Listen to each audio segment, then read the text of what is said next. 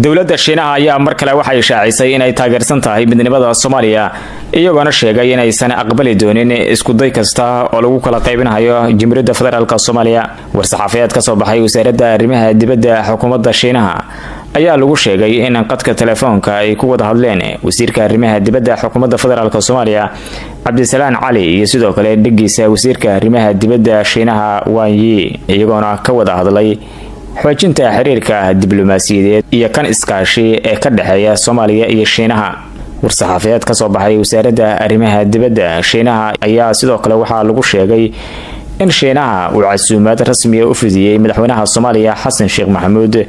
kaas oo la filayo inuu booqdo dalka Shiinaha ayaa si cad waxa uu taageeray midnimada dhuleed iyo sidoo kale wadajirka Soomaaliya iyagoona dhowr jeer sheegay inay ka xun yihiin xadgudubka Yahuuddu ay ku sameysay midnimada Soomaaliya. Hadalka ka soo baxay wasaaradda arrimaha dibadda Shiinaha ayaa ku soo aadaya iyadoo jimcihii uu baaqday safar uu magaalada Muqdisho ku imaan lahaa wasiirka arrimaha dibadda ee dalka Shiinaha, walow markii dambe safaaradda Shiinaha ee magaalada Muqdisho ay sheegtay in ayadu ay bedeshay jadwalkaasi. Si kastaba haddii xiriirka u dhaxeeya